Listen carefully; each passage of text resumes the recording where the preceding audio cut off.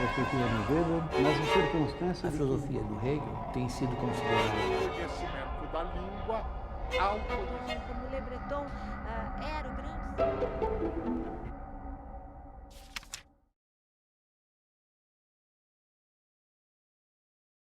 Se eu digo, na sala ao lado há 10 pessoas, vocês não sabem se isso é verdadeiro ou falso agora. Vocês compreenderam o que eu disse, mas não sabem se é verdadeiro ou falso. Por que vocês compreenderam? Porque vocês sabem sobre que condições esse enunciado é verdadeiro, vocês poderiam ir até lá, por exemplo, né? E sobre que condições ele é falso. Vocês saberiam reconhecer as situações descritas pelo enunciado e saber se elas se realizam ou não, dentro do campo da experiência possível, uma visão empirista, né? Aquilo que temos acesso. O que ocorre, segundo Carnap, é que ao pronunciarmos um enunciado, ou apenas pensarmos nele, nosso fluxo de ideias vai além do mero conteúdo desse enunciado, desse conteúdo factual do enunciado. O exemplo de Carnap, quando digo, aquele banco é pequeno, ponto com o banco e digo, aquele banco é pequeno. Minha representação mental pode retratar esse banco como verde, por exemplo. Eu não disse que ele é verde, mas ao representá-lo, posso pensar esse banco como verde, embora o enunciado não mencione esse fato. Por exemplo, se eu associar, né, posso também, isso pode causar em mim também, diz Carnap, né, a representação de um certo tom musical. Me lembro de um tom musical, de uma música, né? Por exemplo, ao associar aquele banquinho a alguém que se sentou nele, tocou uma música, né? Ou a um certo bom humor, né? Também de uma certa situação que eu vivenciei ali naquela condição, e etc. Mas isso que ele chama de uma representação acompanhante do objeto, não é representação factual, mas representação acompanhante do objeto, né? Não fazem parte do conteúdo factual denunciado, não pertencem aos fatos acerca do banco. Né? Ao banco nós não atribuímos som nem bom humor, né? Não é atribuído a eles. São apenas representações acompanhantes dos objetos, né? Não fazem parte do conteúdo dos enunciados e transcendem, portanto, a verdade e a falsidade, não sendo passíveis de um controle teórico. São teoricamente irrelevantes, diz Carnap, embora muitas vezes tenham uma grande importância prática.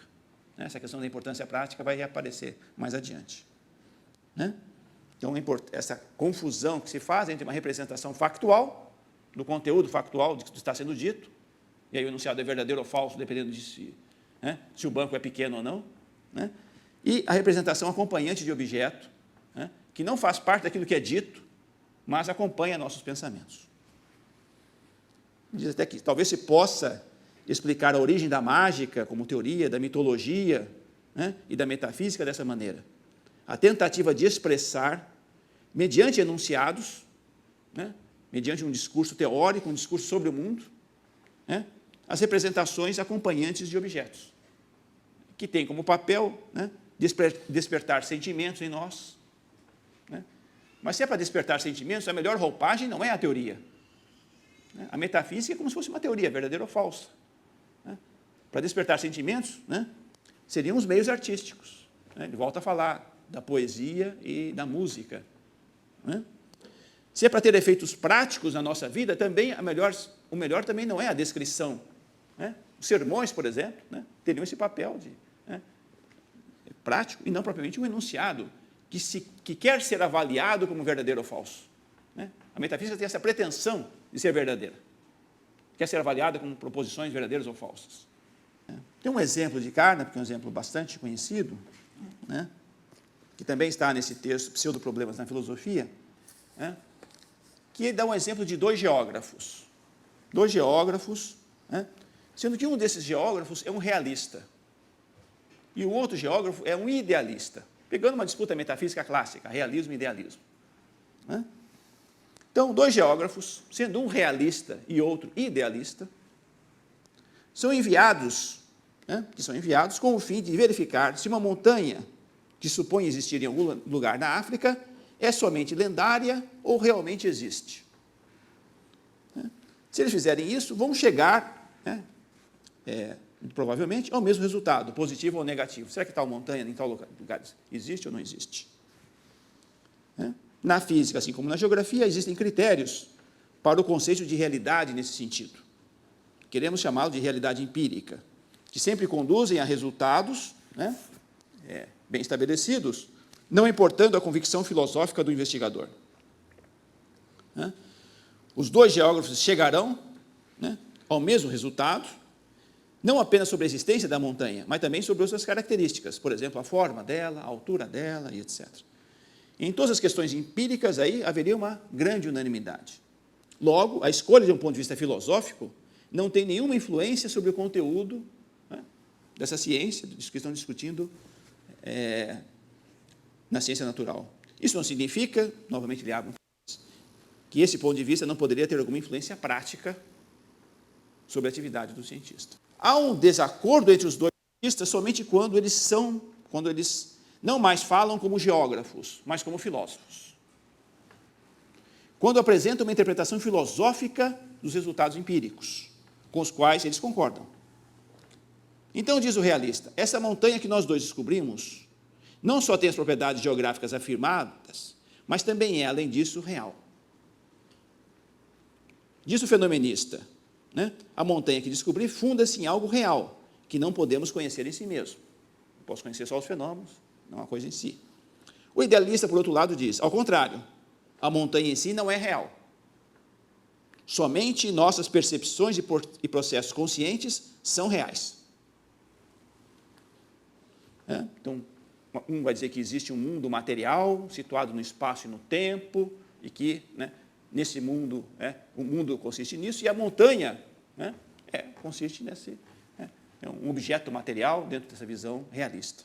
O outro vai dizer que não, nossas ideias, nossas representações, né, então não há esse objeto material, né, fora de nós, que se pudéssemos, né, como em Berkeley, por exemplo, né, que tivesse uma independência em relação às nossas sensações. Né? Essa divergência entre os dois cientistas não ocorre no domínio empírico, pois há uma unanimidade completa no que diz respeito aos fatos empíricos. Eles concordam sobre tudo, só divergem na parte filosófica. Essas duas teses que se acham aqui em oposição entre si transcendem a experiência e não possuem nenhum conteúdo factual. Nenhum dos opositores sugere que sua tese seja testada por algum experimento, né, decisivo. Nem qualquer um deles dá uma indicação, né, de como construir algum experimento no qual se pudesse fundamentar sua tese. O que poderia, no mundo da experiência, apoiar a sua tese? Não diz nada, porque no mundo da experiência eles concordam plenamente. Eles concordam sobre tudo na sua descrição do mundo da experiência. Né? Agora, se eu pergunto, em que consiste o mundo? Aí vem as divergências. Né? Nós podemos facilmente generalizar o exemplo. O que é verdadeiro para a montanha é verdadeiro para o mundo exterior em geral, uma vez que consideramos somente o conteúdo factual como critério para a significatividade dos enunciados. Nesse caso, nem a tese do realismo de que o mundo exterior é real, nem a tese do idealismo de que o mundo exterior não é real, podem ser consideradas cientificamente significativas. Né? Isso não significa que as duas teses sejam falsas. Ao contrário, elas não possuem qualquer significado. De tal forma que nem mesmo se pode colocar a questão da sua verdade ou falsidade. Né? Para ser falso, deveria descrever um estado de coisa possível, né, que não ocorre. Não é o caso.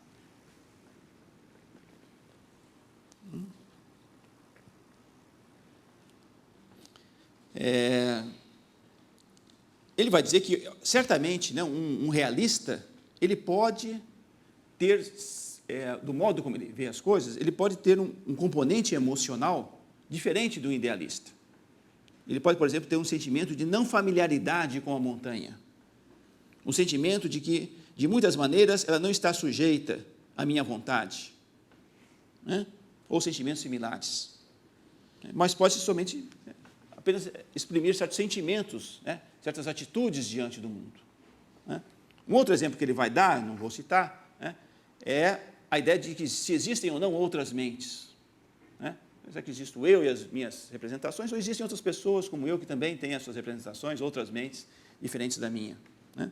Também uma questão que não é insolúvel. Não há nada na experiência que sequer indique, né, algo que possa dar mais peso a uma dessas posições e não a outra. Mas ele diz, isso pode ter um efeito prático. Né? Posso deixar de pisar sobre um inseto, por exemplo, se eu achar que esse mesmo inseto possa ter algum tipo de percepção, sobre uma mera máquina, né? Possa ter algum tipo de sensação do mundo, possa sentir dor e coisas do tipo. Então, o que nós temos na metafísica, né, é essa confusão, ele está tentando compreender a fonte desse erro, né? Essa confusão entre representações de objetos acompanhantes com as representações factuais. Né? Na metafísica, esses enunciados metafísicos não têm nenhum conteúdo teórico, ele insiste. Teórico. Não tem conteúdo teórico. Não tem sentido teórico. Pode ter algum sentido? Pode. Um sentido emotivo, né, de despertar sentimentos. Um sentido diretivo, de fazer com que nossas ações sejam direcionadas de uma forma ou de outra, mas aí é uma maneira inadequada de expressar isso, porque ele se apresenta como um discurso teórico, que é ser avaliado como verdadeiro ou falso. Então, se a intenção é despertar sentimentos, né, discurso expressivo, emotivo, né, deveria utilizar-se dos meios artísticos. Né? Se é um sentido diretivo, de direcionar a ação, fazer com que as pessoas, né, ajam de uma forma e não de outra, também deveria ser diferente o tipo de enunciado. Né? As exortações, os sermões, né, e etc., é que deveriam ser a base desse tipo de resultado. Né? De que modo nós poderíamos, se nós quiséssemos ainda encontrar, né, recuperar de alguma forma esse debate filosófico, né, o que nós deveríamos fazer, Descartes? Nós deveríamos, o que se costuma chamar de fazer uma ascensão semântica. Né? Descartes, o que um realista e um idealista estão dizendo poderia ser interpretado de uma outra maneira. Um realista poderia dizer o seguinte, né? Convém, para fazer uma descrição do mundo, utilizar-se de uma linguagem que ele vai chamar de uma linguagem fisicalista. Não é a linguagem da física. A linguagem fisicalista é a linguagem de objetos físicos, né, situados no espaço e no tempo, observáveis, etc. Né?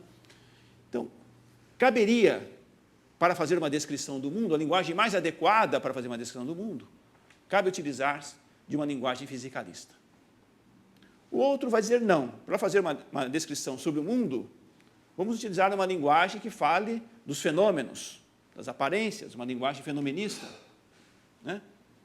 Então, nós teríamos aí, na verdade, não uma disputa sobre como é o mundo, sobre a essência do mundo, mas sobre a utilização da linguagem. Né? E aí, segundo Carnap, a questão se transforma numa questão prática. Qual é a linguagem mais conveniente para descrevermos o mundo? Uma linguagem fisicalista ou uma linguagem fenomenista? Né?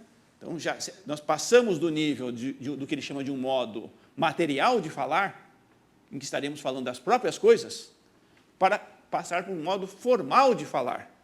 Falamos agora dos enunciados e não das coisas. Falamos da linguagem. Estamos na metalinguagem falando da linguagem. Né? Então, na metalinguagem, perguntamos qual é a linguagem mais conveniente para, né, fazer uma descrição do mundo. Né?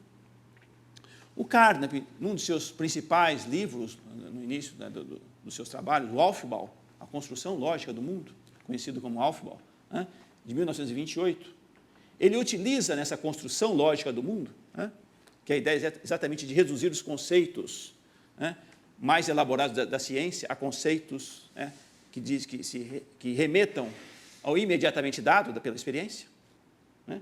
Quer dizer, essa ideia de, com o instrumental da lógica e da matemática, realizar o grande projeto empirista e mostrar que todos os conceitos, né, se reduzem ao imediatamente dado. No caso dele, seriam as vivências elementares, que ele chama. Né? Então, dentro desse projeto, Carnap utilizou-se de uma linguagem, né, fenomenista, né, de vivências, né, que nós aprendemos e etc. Posteriormente, Carnap, até por influência de Neurath, passará a utilizar uma linguagem fisicalista. Eu acho que a linguagem mais adequada para descrever né, os resultados da ciência, para fazer ciência, né, é uma linguagem fisicalista.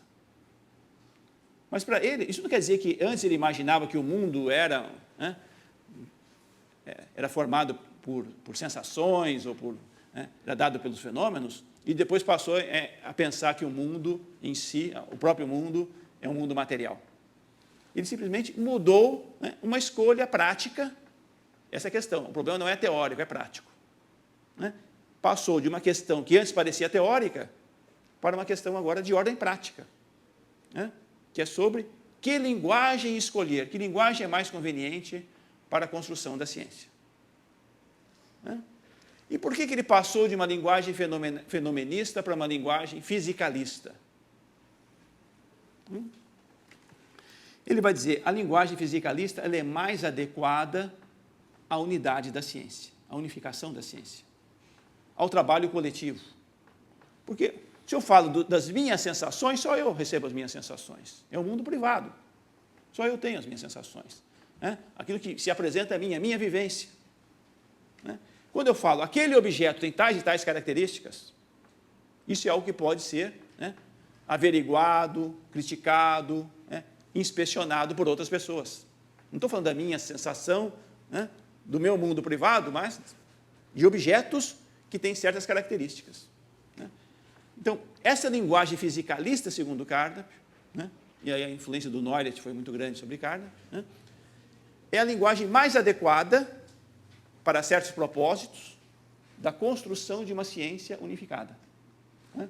A ciência estará unificada de que maneira, segundo Carnap? Pela linguagem. A ciência não está unificada porque usa o mesmo método, não. O que unifica a ciência é que toda ela utiliza a mesma linguagem, uma linguagem fisicalista. Né? Aí pode haver contribuição da biologia, né, para uma outra área, da física para a química e assim por diante. Não há redução entre teorias científicas aí, né, mas há uma contribuição, um trabalho coletivo. Né? Eles valorizavam muito o trabalho coletivo da ciência, né, e garante também a intersubjetividade. Né? É uma linguagem adequada, né, a esse propósito. Né? Uma linguagem intersubjetiva. Qualquer um pode, né, dizer o resultado de tal experiência é esse. Vai lá e reproduz, né, vê se de fato é ou não é. Não estou falando, eu tive ontem a impressão de vermelho. Isso não tem como alguém, né, saber se é correto ou incorreto, não é algo que possa ser averiguado. Então, é uma transformação de uma questão que antes, né, parecia ser uma questão metafísica, falando sobre a própria natureza das coisas, do mundo, né, transforma-se numa questão, e teórica parecia ser, transforma-se, vai para um nível metalinguístico, né, de qual é o sistema linguístico a ser utilizado na construção da ciência. Né?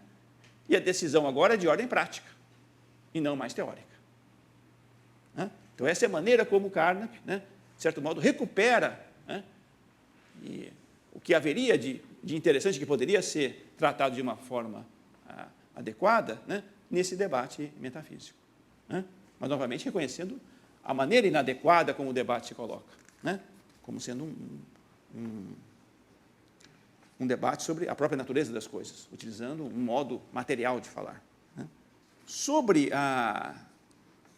o verificacionismo, né, esse critério empirista de sentido do verificacionismo, né, ele está, e como todos os outros critérios verificacionistas de sentido, né, ele tem um grande princípio por trás dele, empirista.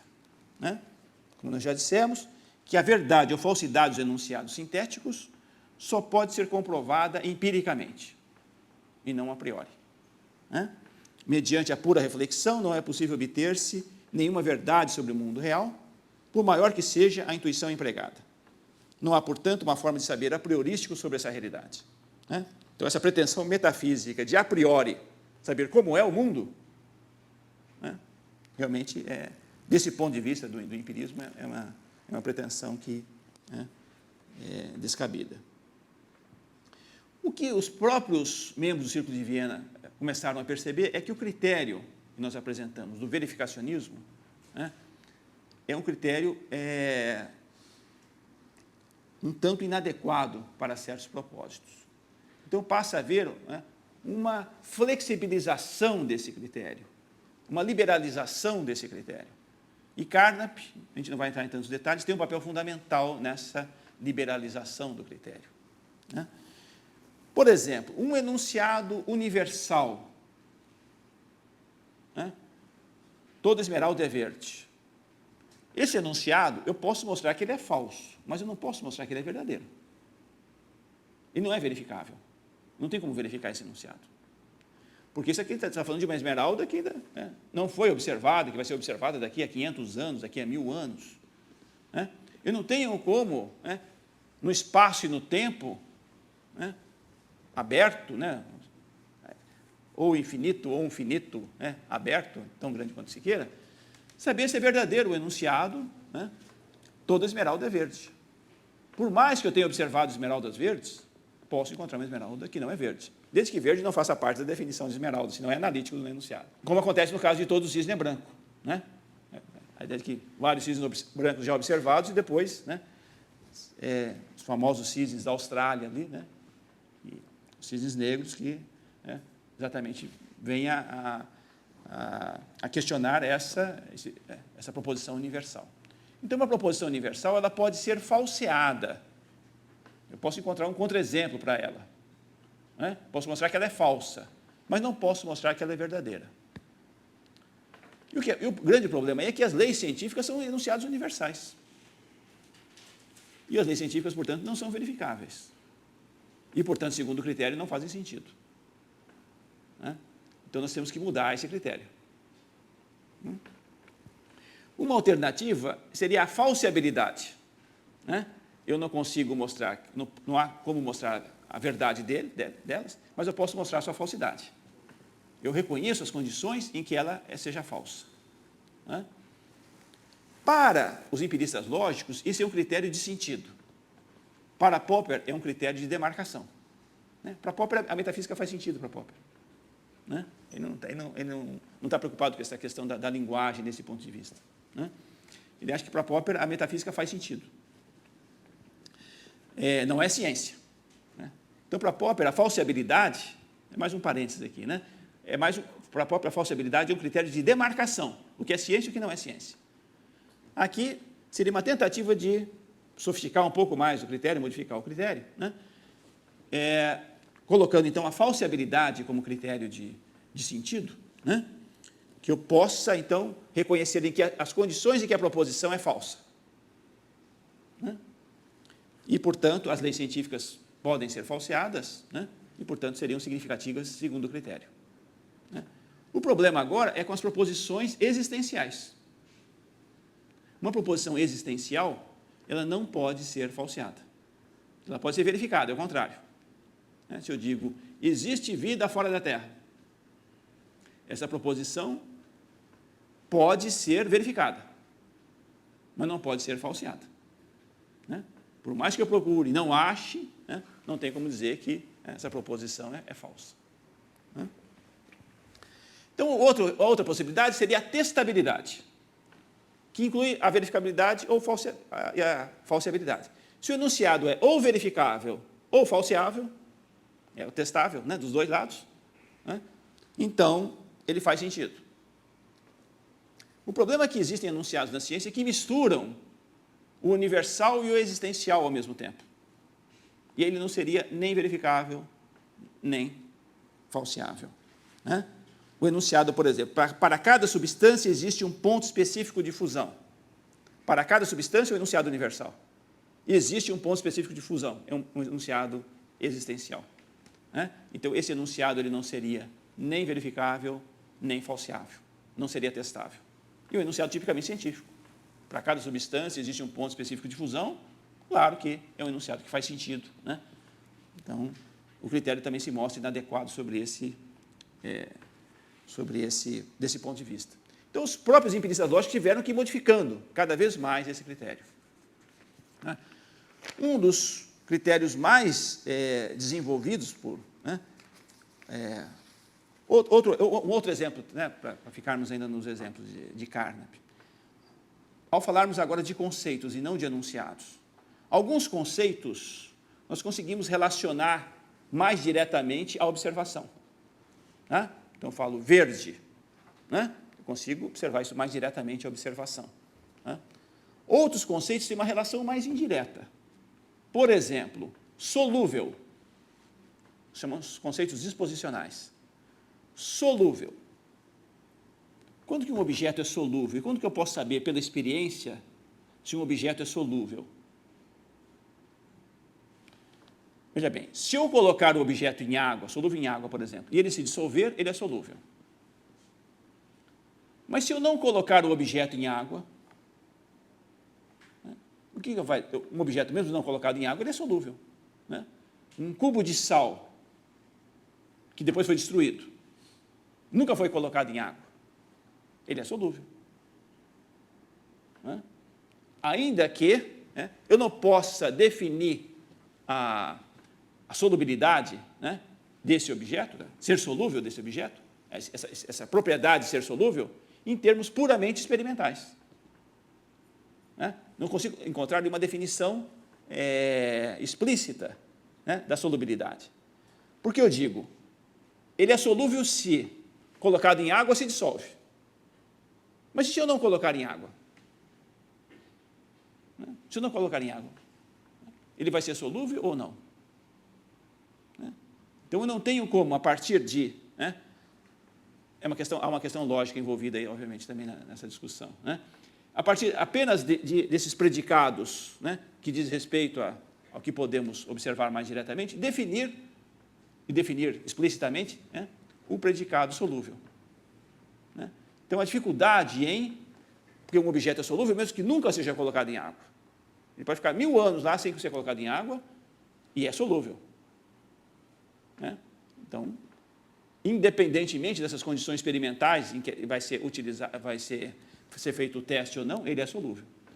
Então, a dificuldade que existe já com proposições tão simples como essa. Não precisa ir para os conceitos métricos e nada disso. Né? Propriedades tão simples como os conceitos posicionais já encontram uma dificuldade, né, em se saber quais são as condições empíricas em que o enunciado que fala esse objeto é solúvel, né, isso possa ser reconhecido como verdadeiro ou falso. Né, e, portanto, possa fazer sentido. Então, há toda uma construção que Carnap vai fazer para que esses conceitos disposicionais sejam apenas parcialmente interpretados pela experiência, não totalmente. Né? Porque se eu coloco em água, ele se dissolve, é solúvel. Mas se eu não coloco em água, eu não posso dizer nem que ele é solúvel, nem que não é solúvel. Então, ele acaba recebendo o que Carnap vai chamar de uma interpretação parcial dada pela experiência. Né? Carnap também aí há uma grande influência de outros autores, como Quine, né? Vamos falar sobre Quine na próxima aula. Né? Quine foi um discípulo de Carnap, foi aluno de Carnap, né? E depois também levantou uma das principais objeções aí aos empiristas lógicos. Né? O texto Dois Dogmas do Empirismo atinge, né, em cheio, né, teses centrais do empirismo lógico. Né? Mas um dos textos de Carnap, um dos textos posteriores de Carnap sobre esse assunto, né, Carnap, já utilizando-se de algumas ideias e de algumas críticas que sofreu, elabora um dos critérios mais sofisticados de sentido para uma proposição. Né? Ele vai dizer o seguinte: vamos começar com um conceito. O conceito de elétron. Né? O conceito de elétron. Será que, né, uma proposição que fala de elétrons, será que essa proposição tem sentido? E será que é adequado utilizar o termo elétron, que fala sobre algo inobservável? Isso, para um empirista, seria um problema, né? Fala sobre algo inobservável diretamente. Então, o termo elétron, cabe utilizar o termo elétron na ciência? É o inobservável. Carnap diz o seguinte: se com o termo elétron eu consigo construir uma hipótese, e essa hipótese pode ser introduzida num sistema que eu tenha de proposições, que antes fazia certas previsões, e eu consigo fazer novas previsões, que antes eu não poderia fazer na ausência dessa hipótese, né? Essa hipótese tem uma relevância preditiva. Ela me permite fazer coisas que sem ela eu não faria. Né? Vou usar um pouquinho o quadro. Né? Nós temos aqui um termo, elétron. Eu posso, com esse termo, construir uma hipótese que utilize esse termo elétron, falando sobre o elétron. E posso incluir essa hipótese dentro aqui de um sistema de crenças já existente antes. E esse sistema anterior aqui de proposições fazia certas previsões, eu já fazia previsões, um sistema de proposições empíricas que faziam previsões, e eu passo, a partir da introdução dessa hipótese, que utiliza esse termo, dentro desse sistema, poder fazer previsões novas, além dessas que já eram feitas. Está claro? Eu posso ter agora pelinha, né, que eu venho a extrair pela introdução dessa hipótese dentro do sistema. Tá? Ele vai chamar de relevância preditiva. Tá? Ou seja, com esse termo sozinho não é possível fazer nada, elétron. Com essa hipótese sobre o elétron também não. Mas eu posso, introduzindo essa hipótese e outras hipóteses mais, né, e outros termos juntos, né, dentro de um sistema de proposições anterior, e ela contribuir, né, dentro do sistema para extrair com ela previsões novas, aí o lado empírico, tem que fazer novas previsões, falar coisas novas sobre o mundo. Né? É como diz o pragmatista, é uma diferença que faz diferença. Né? E ela, dentro do sistema, permite que novas previsões sejam feitas, né, diferentes daquelas que eram feitas antes da sua introdução. Está claro essa ideia de contribuir? Né? Ela contribui dentro do sistema, né, levando a previsões novas, né, diferentes daquelas que eram obtidas antes. Sozinha ela não faz nada, mas dentro do sistema ela contribui. Né? Então, algo que a gente chama de um certo rolismo aí presente, né, de que isso vai depender do contexto teórico. Né? Ela introduzida num outro sistema, pode ser que ela não faça, não tenha efeito nenhum, não tenha relevância nenhuma. Ou seja, um termo teórico tem sentido empírico se uma determinada hipótese sobre esse termo implica uma diferença na previsão de um evento observável, isto é, se mediante a hipótese que contém esse termo, podemos predizer eventos que não poderiam ser previstos sem a hipótese que contém esse termo. Né? É claro que é um procedimento que, para evitar uma série de objeções lógicas, tem que ser feito de uma certa forma, às vezes são mais proposições que são introduzidas ao mesmo tempo, mais de um termo, então a questão, intuitivamente a ideia é essa, mas a questão é complicada exatamente para evitar certas objeções que possam vir a ser feitas. Né? Houve critérios anteriores semelhantes a esses que sofreram as objeções e o Carnap, então, teve que tomar esses devidos cuidados.